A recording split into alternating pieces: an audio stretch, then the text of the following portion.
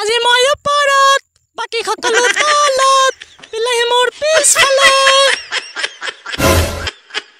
এই মালিক পাৰমিশন লৈছে জানো মালিক মালিক মালিক কোনকালা পিয়াজৰ বাকলি আছে ওজন কমাবলৈ ঐ